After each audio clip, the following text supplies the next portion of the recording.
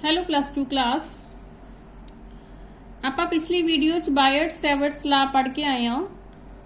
Byte ਸੇਵਰਟਸ ਲਾ ਆਪਾਂ magnetic field find out ਕਰਨ ਲਈ ਡੈਰੀਵੇਸ਼ਨ ਕੀਤੀ ਸੀਗੀ। ਇਸ ਬਾਇਟ ਸੇਵਰਟਸ ਲਾ ਦੀ ਹੁਣ ਆਪਾਂ ਇੱਕ ਐਪਲੀਕੇਸ਼ਨ ਦੇਖ ਰਹੇ ਹਾਂ।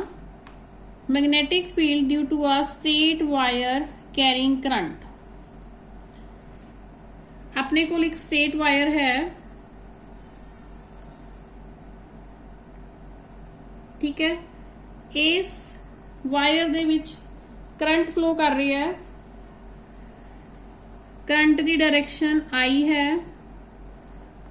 एक्स टू वाई है करंट की डायरेक्शन, ठीक है। जे वायर दा आपां इस तरह नेमिंग करिए X to Y, then current की डायरेक्शन है फ्रॉम एक्स टू वाई। यह एरो शो कर रही है करंट की डायरेक्शन।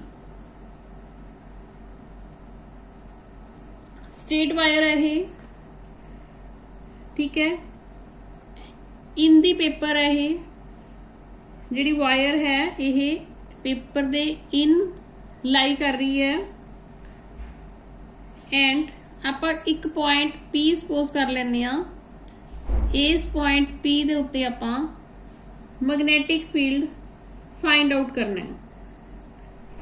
यह जिहड़ा पी पॉइंट है, इस दी distance from the wire A distance है। वायर तो ए डिस्टेंस दी दूर ते यह पी पॉइंट आपां कंसीडर किया होया है। एंड पी पॉइंट तो वाई ते एक्स दी किवें एंगल बन रहे हैं, वो भी आप एंगल सपोज कर लेने।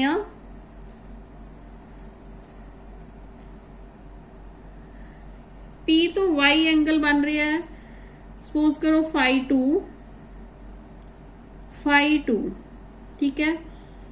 एक्स वाला एंगल बन रहा है phi one. This angle is phi one.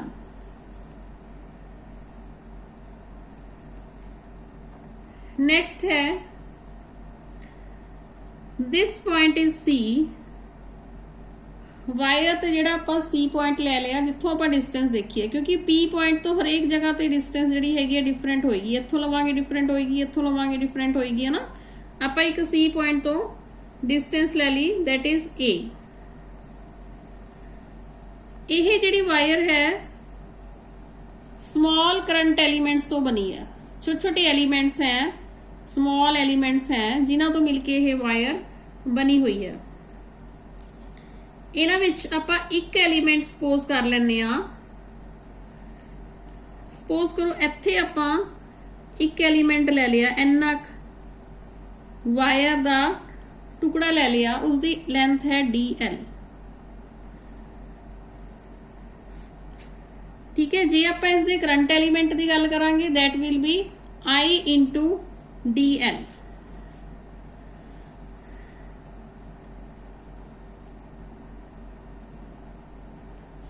Current element will be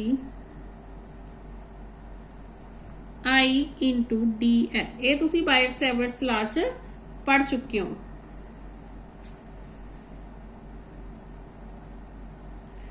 यही पॉइंट जिथों आपां DL लिया, दैट पॉइंट इज O, आपां आप ही कंसीडर कर रहे हैं।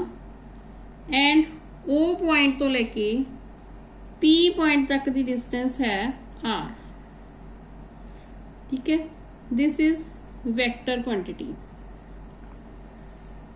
So vector R is the position vector of P with respect to current element, and this is theta angle between this current element IDL and R, this position vector, ठीक है। IDL ते R दे विचकार theta angle बन रहा। this CO is L, CO distance है L। हुण आपां बायट Savart's law इस च अप्लाई करांगे। ਫਾਰਮੂਲਾ याद करो बायट-सैवर्ट्स ला ਦੇ ਅਕੋਰਡਿੰਗ ਆਪਾਂ ਮੈਗਨੈਟਿਕ ਫੀਲਡ ਕੱਢ ਰਹੇ ਆ ਨਾ ਇਸ ਕਰੰਟ ਕੈਰਿੰਗ ਵਾਇਰ ਕਰਕੇ P ਪੁਆਇੰਟ ਦੇ ਉੱਤੇ ਕਿੰਨਾ ਮੈਗਨੈਟਿਕ ਫੀਲਡ ਹੋਏਗਾ ਆਪਾਂ ਉਹ ਫਾਈਂਡ ਆਊਟ ਕਰ ਰਹੇ ਹਾਂ ਠੀਕ ਹੈ ਕਰੰਟ ਐਲੀਮੈਂਟ ਲਈ ਆਪਾਂ ਪੂਰੀ ਵਾਇਰ ਤਾਂ ਲਈ ਨਹੀਂ ਹੈਗੀ ਠੀਕ ਹੈ ਹਰੇਕ ਐਲੀਮੈਂਟ ਦਾ ਜਿਹੜਾ ਹੈਗਾ ਮੈਗਨੈਟਿਕ ਫੀਲਡ ਡਿਫਰੈਂਟ ਹੋਏਗਾ ठीक है आप पॉइंट भी अलग अलग जगह ते ले सकते हैं आप करंट एलीमेंट भी अलग अलग जगह तो ले सकते हैं so magnetic field due to small current element ले रहे हैं इस करके आप DB लवांगे इसनों आप DB नू मैग्नेटिक फ्लक्स डेंसिटी भी कह सकते हैं मैग्नेटिक इंडक्शन भी कह सकते हैं एंड मैग्नेटिक फील्ड भी कह सकते हैं So magnetic field dB at point P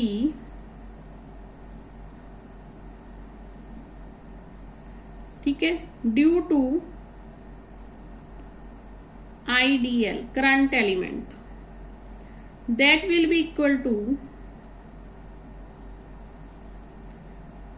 according to Biot-Savart's law mu naught upon 4 pi in vector form में दस रही हैं पहला ठीक है यही वैक्टर फॉर्म है in simple form DB will be equal to mu not upon 4 pi IDL sine theta upon R square ठीक है ये अपनी मेन इक्वेशन है इस इक्वेशन को सपोज करो फर्स्ट हुण आपां इस नैक्सट देखांगे तो बायट-सैवर्ट्स ला हो गया अपने को एक ट्रायंगल है POC this triangle right angle triangle है ये in right angle triangle POC नाल डायग्राम देखी जाओ तुसी इस ट्रायंगल दे विच यह थीटा एंगल है यह फाई एंगल है ये छोटा जिहड़ा एंगल है फाई है ये पूरा एंगल फाई 1 है बट यह छोटा एंगल P दिस CPO इस पॉइंट ते फाई एंगल बन रहा है ठीक है मैं इत्थे करके शो कर देनी है कि यह एंगल फाई है यह 90 डिग्री का है यह थीटा एंगल है यह फाई एंगल है ठीक है एक ट्रायंगल च 3 एंगल हुंदे ने एक आपां नूं पता 90 डिग्री है थीटा है एक फाई है टोटल ट्रायंगल दे एंगल्स का सम हुंदा 180 डिग्री जे एक 90 डिग्री है तो दोनों का प्लस भी 90 डिग्री होएगा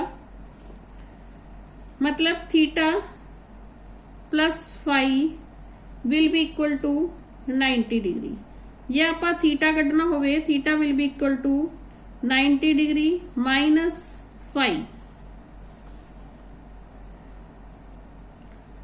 राइट हुण आपां लेना sine theta this sine theta आपां यह किया कि थीटा 90 डिग्री माइनस फाई है मतलब साइन थीटा थीटा की जगह आपां की लिख सकते हैं 90 डिग्री माइनस फाई ठीक है हुण साइन 90 माइनस फाई कितना हुंदा है कॉस फाई ट्रिग्नोमेट्री का फार्मूला है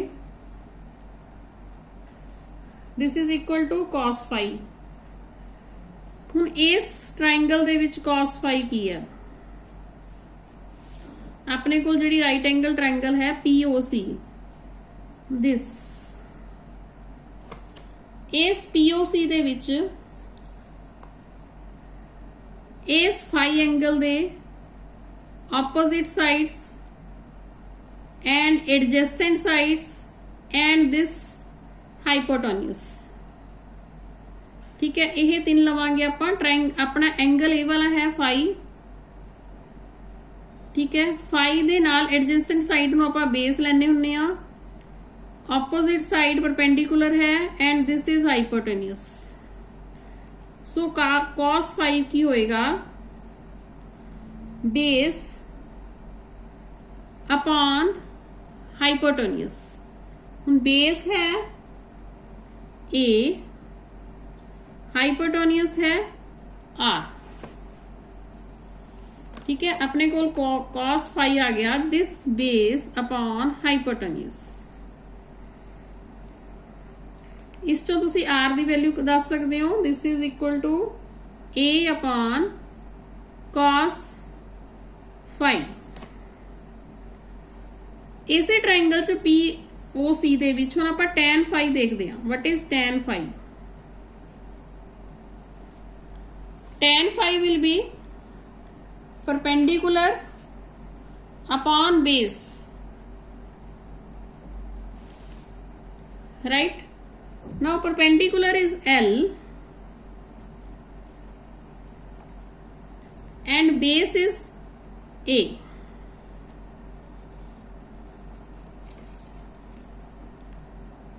So इस चो L दी वैल्यू आ गई अपने को A tan फाई। इस नूं जे आपां डिफरेंशिएट करते हैं, इस टर्म नूं डिफरेंशिएट करांगे, दैन L दा डिफरेंशिएशन DL, ए इस तरह ही रहेगा। tan फाई दा डिफरेंशिएशन हुंदा है सीकेंड स्क्वायर फाई, नाल होएगा d फाई, ठीक है। हुण इस इक्वेशन च आ जाओ, इस इक्वेशन च DL दी वैल्यू आपां ए वाली पुट करनी है, ठीक है। इस इक्वेशन नूं मान लो तुसी साइन, पहला साइन थीटा ते आ जाओ। This sine theta is equal to cos phi, sine theta is equal to cos phi. DL दी वैल्यू यही है, आप ये सारी वैल्यूज पुट करांगे। डी बी अपने को आ जाएगा mu not upon 4 pi I S H लिखना है। आप इस इक्वेशन च पुट कर रहे हैं, ठीक है। इस इक्वेशन च आप वैल्यूज पुट कर रहे हैं। D L is this A secant square phi into d phi, right? Next है sin theta, sin theta is equal to cos phi,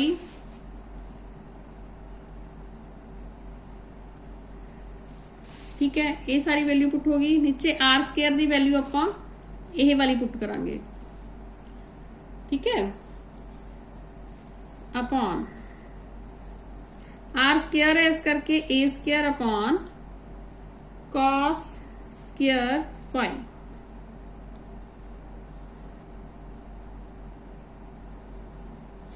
ठीक है। सीकेंड स्क्वायर फाई ते 1 upon cos square phi same हो गए, cancel हो गए।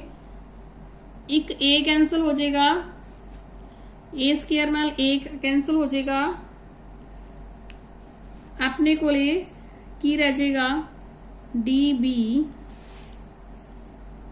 Is equal to mu not upon 4 pi I S H रहेगा, एक ए रह जाएगा cos phi, this cos phi and this D phi, ठीक है। सीकेंड स्क्वायर नाल 1 upon cos square phi cancel हो गया।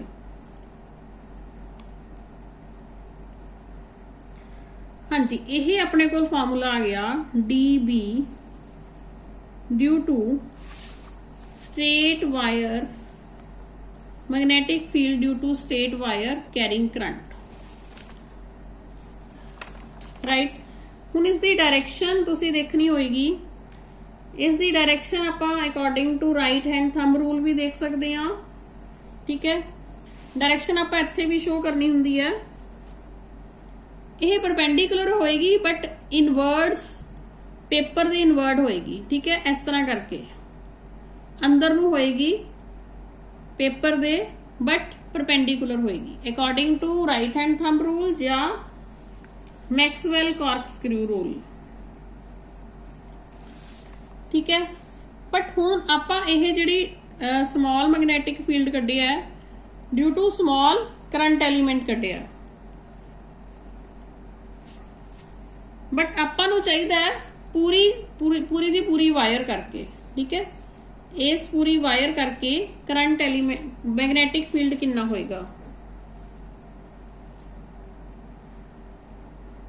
क्योंकि सारे करंट एलीमेंट जिहड़े हैगे हैं मैग्नेटिक फील्ड प्रोड्यूस कर रहे हैं, ठीक है, सेम डायरेक्शन च मैग्नेटिक फील्ड प्रोड्यूस कर रहे हैं। सो टोटल जदों आपां मैग्नेटिक फील्ड कढना हुंदा है तां आपां इंटीग्रेशन करदे हां, ठीक है। इंटीग्रेशन करांगे आपां फ्रॉम वैल्यूज -φ1 टू +φ2। -φ1 क्योंकि थीटा दे ऑपोजिट जा रही है, φ1 थीटा दे ऑपोजिट जा रही है, थीटा जिहड़ा हैगा φ2 दी डायरेक्शन च जा रहा है, इस करके थीटा दी डायरेक्शन च φ2 पॉजिटिव लवांगे, ऑपोजिट डायरेक्शन च φ1 माइनस लवांगे। डी बी दा इंटीग्रेशन बी आ गया, ठीक है, टोटल बी है ये, आपां वैल्यू पुट करांगे डी बी -φ1 तो φ2,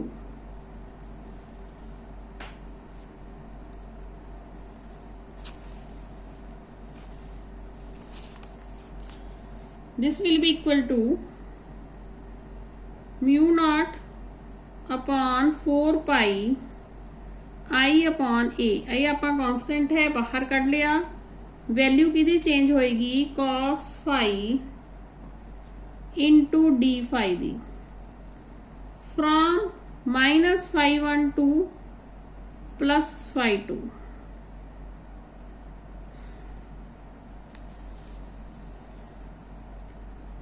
μ0 upon 4 pi I upon a, cos phi दा इंटीग्रेशन sin फाई, ठीक है, आपां cos फाई नूं इंटीग्रेट करता हुण, वैल्यूज अपर लिमिट्स ते लोअर लिमिट सेम, हुण आपां वैल्यू पुट करांगे। So b is equal to μ0 upon 4 pi I upon ए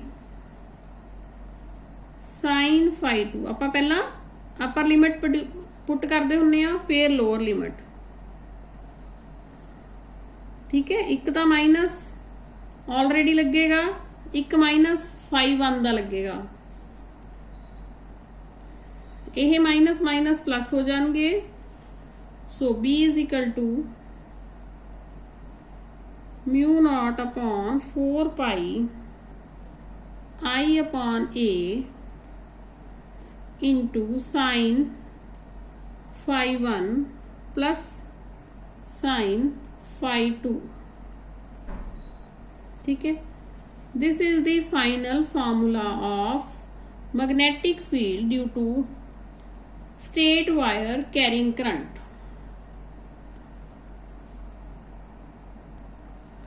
इस तो बाद आपां कुछ स्पैशल केस कंसीडर करने हैं। इस वायर च फर्स्ट केस हैगा भी जे एक्स वाई इनफिनिट लेंथ दा है एंड पी पॉइंट इस कंडक्टर दे बिल्कुल सेंटर ते है, ठीक है। देन की होएगा, एक्स वाई इनफिनिट लेंथ है, पी पॉइंट कंडक्टर दे बिल्कुल सेंटर ते लाई कर रहे हैं, देन φ1 ते φ2 इन्हां दी वैल्यू की होएगी 90 डिग्री, ठीक है, क्योंकि एंगल बन ही नहीं रहा, बिल्कुल नेड़े ही आ गया। जदों पी पॉइंट ही नेड़े आ गया तो ਇਹਦੇ वायर नाल की एंगल बना रहे हैं, 90 डिग्री ही बनाएगा, ठीक है। इस केस च की होएगा,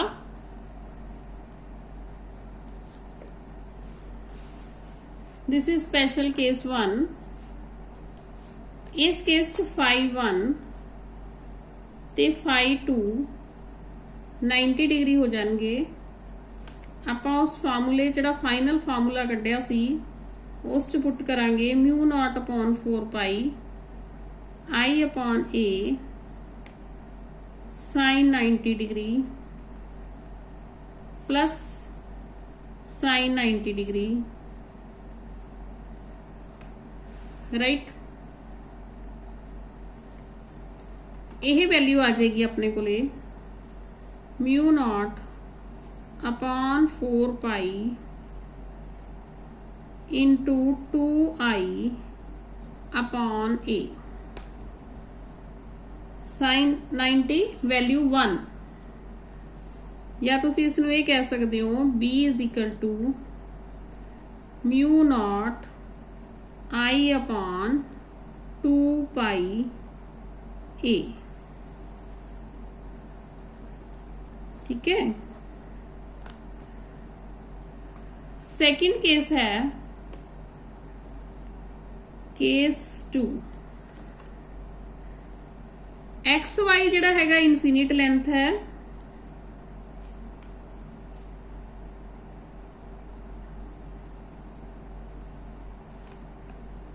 but point P lies near the and, चाहे वो एंड x है चाहे वो एंड y है, मतलब x या y दे नेड़े P पॉइंट है, देन की होएगा फाई 1 होएगा 90 डिग्री, फाई 2 होएगा 0 डिग्री, एंड जिहड़ी अपने कोल b दी वैल्यू सीगी उहदे विच आपां साइन दी वैल्यू फाई 1 ते फाई 2 दी वैल्यू पुट करांगे साइन 90 डिग्री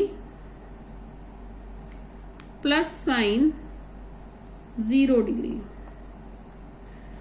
ठीक है। ये अपने को आ जाएगा mu not upon 4 pi I upon A, means mu naught I upon 4 pi a, this is b the value होगी ये।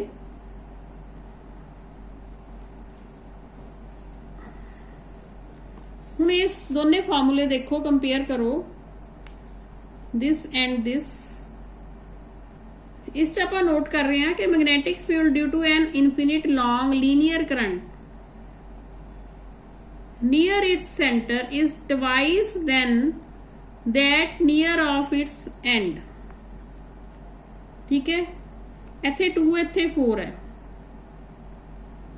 जे आप सेंटर की गल करते हैं तो इस तो दुगना होएगा।